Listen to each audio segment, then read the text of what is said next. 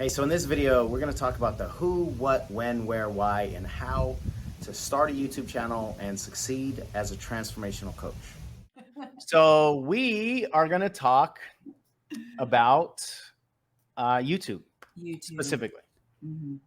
So we're going to get into the who's, the what's, the where's, the when's, the why's, and the how's of YouTube. And the first three are going to be super easy, very simple. The who is you.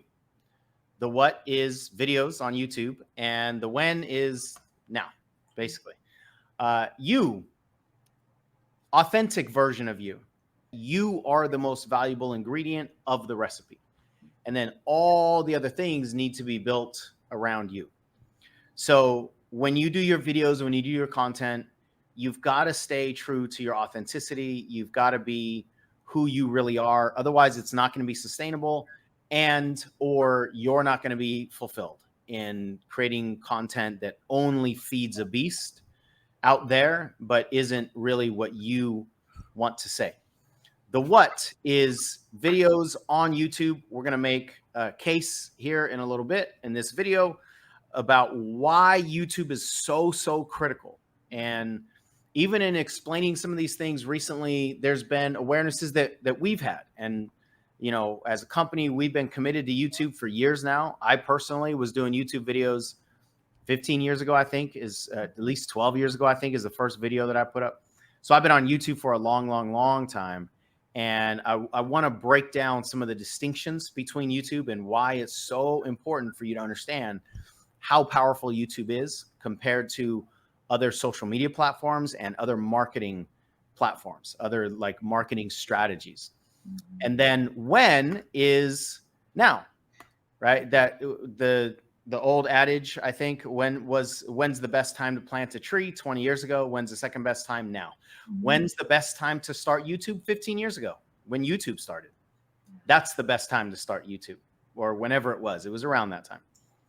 When's the second best time? Now. Now, a lot of you have YouTube channels, but you've got to be more intentional with your channels. You have to understand the algorithms. You have to understand the currency. And what I mean by that is the currency, like what the exchange is on YouTube, but also currency as in what's current. What is current now?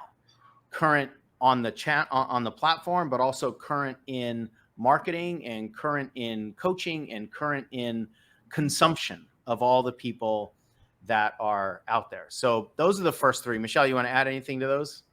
Yeah, I just want to say that to the last part that you were saying, you know, I texted you, I don't know, maybe a week or so ago, because I was just thinking. You have my number? Yeah, Katie gave it to me. Oh. Yeah, because I am one of the people that you just mentioned that has a channel, but I honestly haven't been super intentional with it. And I was like for a short period in time, like I was for a moment. But I think what you were talking about, Sean, with like the, you know, feeding the external beast, but not necessarily the internal one. I think that it makes it hard to sustain it when, at least for me, when I didn't have the support and I didn't have the structure in place. And when I think about like, damn, if I had been consistent since like 2018, where I would be like right now. Yeah, those are painful thoughts. 100%. And it's, I mean, and I don't say that because I think it's like, oh, it's too late or it's over and there's nothing I can do, but it's just awareness of like, ow, shit, now is like, I cannot know what I know now, see what the choices that I made and didn't make, and then not make a new change moving forward. Yeah. And I say those are painful thoughts, not specifically just for you, but that kind of thought is very painful. And I have those exact same thoughts with different details, but YouTube included. And what if we would have started and gotten consistent back then, whenever the back then is? And that could be about money. It could be about marketing. It could be about YouTube. It could be about your message. It could be about, you know, anything. What if we would have started back then and been consistent? Now, that thought actually keeps us from starting now. At least it adds to it because it adds a level of shame and it adds a level of emotional confusion. And so that also doesn't lend itself to starting now, because then the psyche is, well, now we have to make up for all that time where we weren't doing it consistently or doing it right. So now we have to do it really right. And now we have to make sure that we don't make any mistakes because we got a lot of time to make up for. Yeah. And then that causes us to do everything that we can to try to find something that's not findable. Mm. And so then we stay in that cycle. And that pain is good if you operate from it, if you act from it. The pain is good if you go, I wish I would have done that thing that I was thinking about back then, and then you act now. Then that pain is good because the pain can be a motivator to get in action. But then you've got to let go of some of those other those other pieces that actually make it all harder. So you are exactly where you are, all of you, everybody, obviously. You are where you are. Wishing your past was different doesn't change where you are, but it can change the future. Right. Meaning that if these patterns keep you in a place of being stuck, then 2 years from now, you're just going to be able to add 2 more years on to that number, right, of when you wish you would have started. And at a certain point, the brain will quit because that pain will just be too intense. And I want to open this up on another video, your pain. I really am finally looking forward to, to opening up your pain on a video and not it always being mine. And we'll dive deeper into some of the stuff that you said. But one of the reactions that I had is, you started your channel and I did too, way back when. And I wish I would have been consistent from 2008. Whew. So one of the reasons why this cycle happens is because, especially if you're not doing something that's true to yourself and you're doing things that aren't working. So now you have something that's hollow and not working. Who in the hell would continue doing that? That doesn't make any sense. If it's not working, but at least it's inspiring you because it's meaningful to you, then there's a reason to keep going. Right. So when people are not being true to themselves in an authentic way, which is tough because a lot of people don't know who they are. And by the way, doing videos can help you discover all of that. Mm. But when we're not true to ourselves and we're just trying to feed the algorithms and we're trying to succeed, it'll hardly ever work. And the worst case scenario is that it does work. So that's one of the reasons why so many people really struggle with all of this. And one of the reasons why we want you to understand the intricacies of YouTube. We want you to understand the importance of it. We want you to understand your internal journey within it. It can be one of the most profound things you do for yourself personally, not even business-wise, but yes, business-wise, but personally, in your personal life, not even in your entrepreneurial life. In your personal life, this could be one of the best things you ever do. And in your entrepreneurial journey, it will be one of the best things you ever do. And in your financial success of your business, it can absolutely be one of the best things, if not the best thing you ever do in all 3 of those areas. But you have to understand what you're getting into, the timelines that are involved, all the intricacies. Otherwise, it's just going to be, something hollow that doesn't work. And at a certain point in time, you're just going to quit. Mm-hmm. So the where of this, back to the who, what, when, where, why, and how, and the why we're going to combine. The where is YouTube and the why of YouTube. We're just going to combine here. But the location of the where being videos on YouTube is critical because YouTube is owned by the company that owns the internet, which is Google. Now, they don't literally own the entire internet. I'm just talking about like they own the majority of the pie. And so the top 2 search engine results are Google and YouTube. And because Google has the power of owning the internet in the way that I explained it, they want YouTube to succeed because it's their asset also.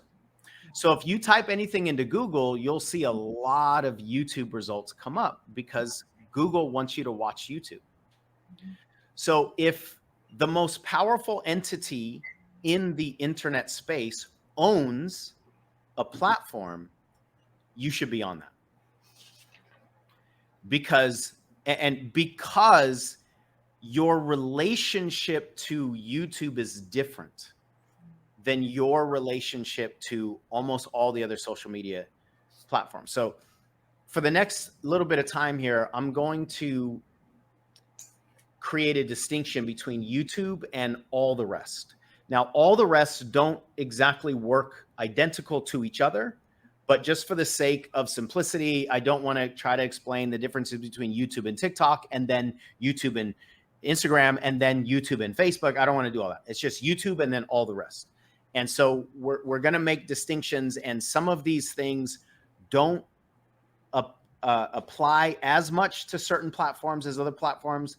Please don't get, don't get confused, or don't allow that to be convoluted with the distinctions of all these other platforms. But for the sake of simplicity, we're just going to talk about YouTube versus virtually the rest of social media philosophy and social media platforms. YouTube is a social media channel in many ways, but it's wildly different in a lot of ways. So I said your relationship to YouTube is different because YouTube views you as a partner. The other social media channels don't view you as a partner as much as a contractor. Like they use you to make money for them. Right. But you don't make anywhere near the amount of money, and you're not situated in their hierarchy of business flow the same way you are from YouTube's perspective. Now, this is all my perspective from being on social media, all these years and being a coach for 18 years and so forth.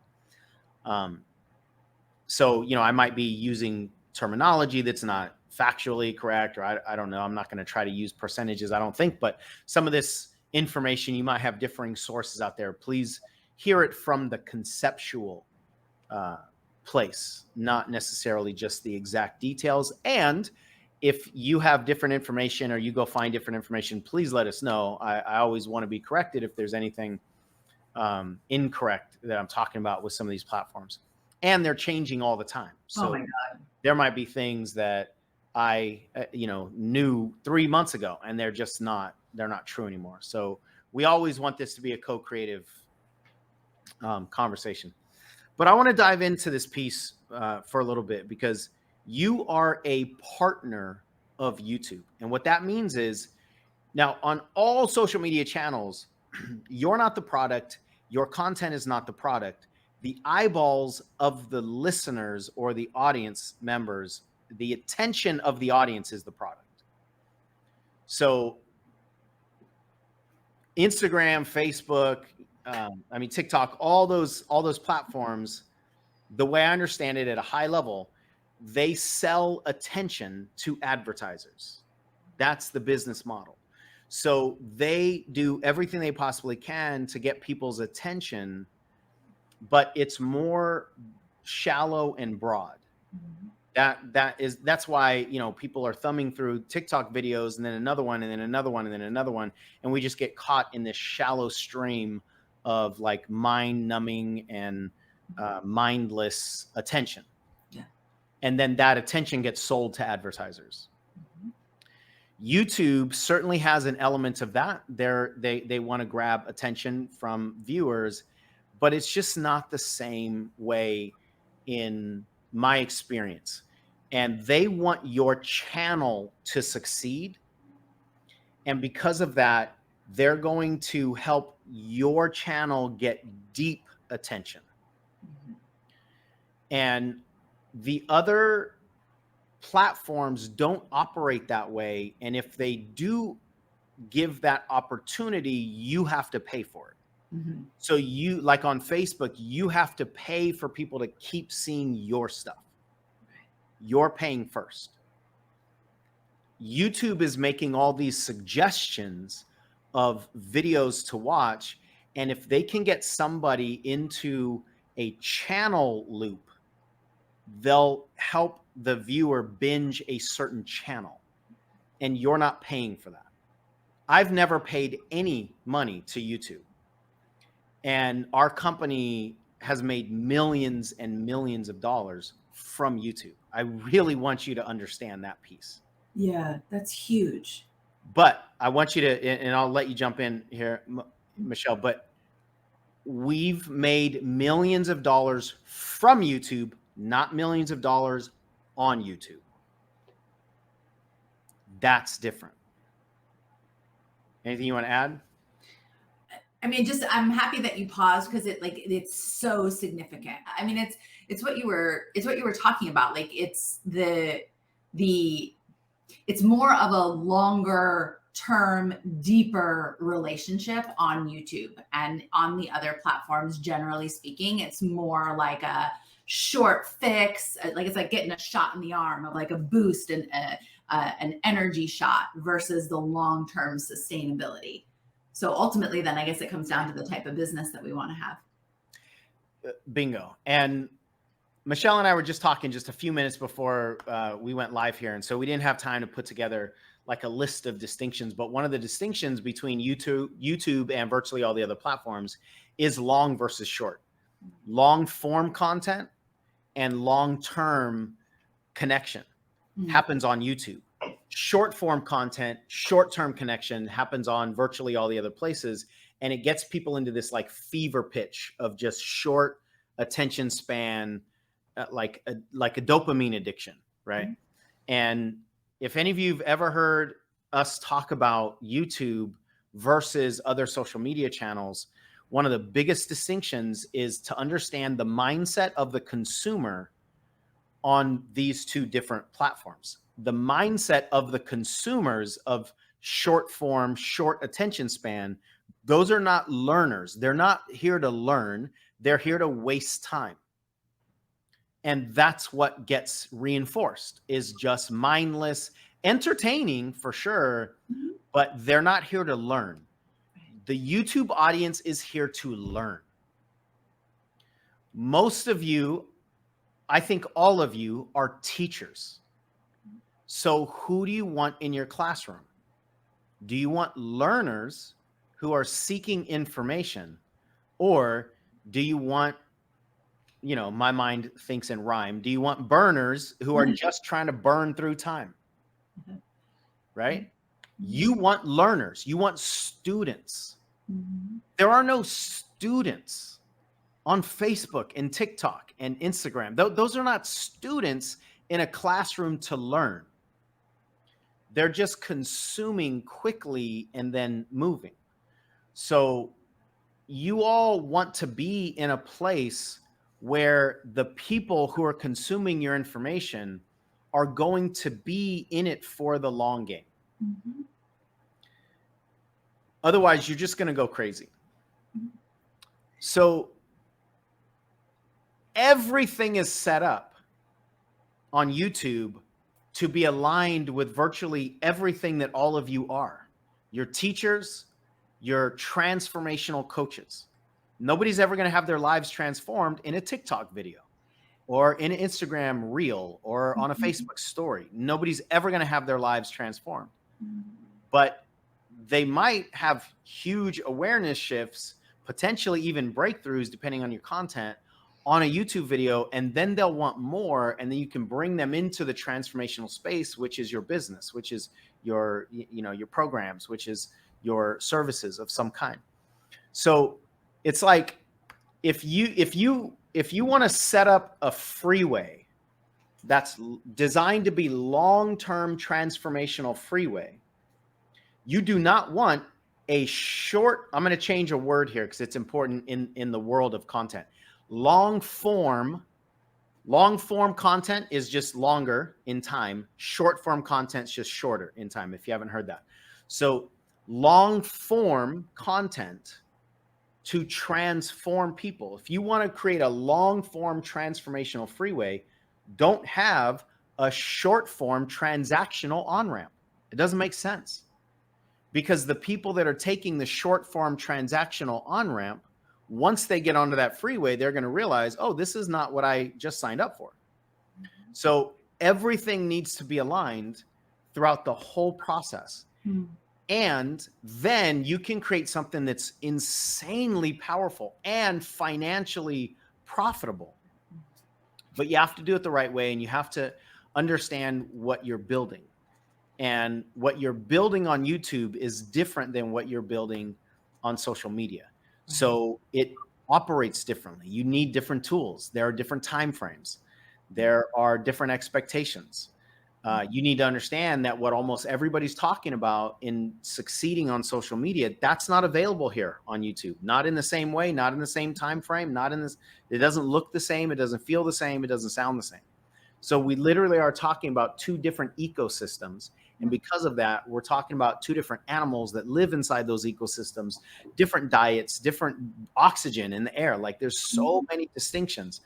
And so you have to understand that if you're going to play this game, because this is more aligned to who you are, you need to understand the rules over here. Now, very few transformational coaches are on YouTube. And I think it's because they don't understand what I just said. They don't really understand there are different rules of the game over here. And that's why a lot of people who are massive in the coaching world don't have YouTube channels. Or if they do, they don't have a whole lot of following, or from my perspective on the outside, much success. And I think it's just because they either don't buy into the power of YouTube, or they're doing it the wrong way. And they're just not getting the results. So that's a huge opportunity for all of you, because you can be, at some point in time in the near future, one of the more influential transformational coaches on YouTube. But you have to do YouTube in a transformational coaching kind of way. I'll pause there for a second. Michelle, what do you want to add, if anything? Yeah, I mean, I want to highlight the impact of just the realization that people are having inside the conversation about understanding the state of mind of the person who's viewing on social media versus the person who's viewing on like YouTube specifically. Casey had put in the chat, right? Like, oh my gosh, like I don't go to YouTube when I'm going to the bathroom. Yeah, I just read that. That's funny. What came up for me in that moment is I was like, wait a minute, who do I, Michelle, follow on social media? And who do I follow on YouTube? And the majority of because I mean, I'm still a student when I go to waste time on social media. I'm just a student scrolling through reels on Instagram, right? I'm not there to consume information. There's a lot of people there whose accounts I enjoy, I follow, I share their videos with you and with other people in my life. And I don't follow a single one of them on YouTube. Interesting. Yeah. So just even putting that thought in your mind, looking at like, who do you as the student view as the teacher, and what platform are they on? It's powerful. It's extremely powerful. And just to add some specifics to that, just the whole concept of how different YouTube is, you don't have to have a ton of followers on YouTube. YouTube is about the long game, as we said, and YouTube is about creating trust. You're going to build trust on YouTube in ways that you cannot build anywhere else, in my experience. And that kind of trust, it's like, you know, the age-old perpetual conflict of quality versus quantity. On YouTube, it's a quality game. It's a deep it's a deep relationship game. You're building relationships on YouTube. And so you don't have to have a ton of subscribers. You know, you could have maybe a few hundred subscribers on YouTube and make $50,000 before your channel is even even eligible to make money on YouTube. You could be making money from YouTube. And you might not ever make money on YouTube from the ads, but you could make a lot of money from YouTube. if you do it right. And if you understand that what I'm doing over here is not going to look like what people are doing over there, and I'm playing the deep game, which requires more out of you, by the way. But the last thing I want to open up in this video is readiness. So I said earlier, when should you do YouTube? When should you go all in on YouTube? Now, if you go all in on YouTube, if you commit to YouTube when you're ready, you'll never commit, because you'll never feel ready, which is not a feeling, but most people notice that they don't feel ready, and so they don't commit. And as an entrepreneur, part of the perpetual requirement of being an entrepreneur is to act when you don't feel ready. As an entrepreneur, if you're waiting to take action until you feel ready, one of two things: you'll never act, or you'll not be an entrepreneur. Because it's impossible to feel ready in the entrepreneurial world when readiness is determined by the employee mind.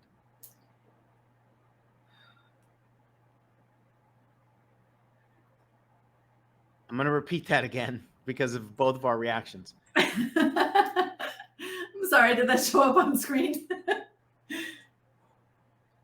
However, I don't know. I'm sure I won't repeat the words exactly, but it's impossible to feel ready and succeed as an entrepreneur when readiness is determined by the employee mind. So you have to act when you don't feel ready to act. If you don't want to build a YouTube channel, I think it's a huge mistake, because people need content. It's not wise, I think, to try to build a business as a teacher without content. I don't think that's wise, because content is what creates trust. And if you want to create trust with people and you want to create content, you should be on YouTube. So it's just that simple.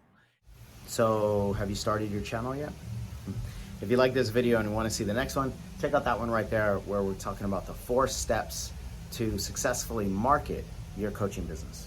Any of the social media platforms you can pretty much advertise on, because that's why they build their platforms. They build their platforms so that influencers can create big communities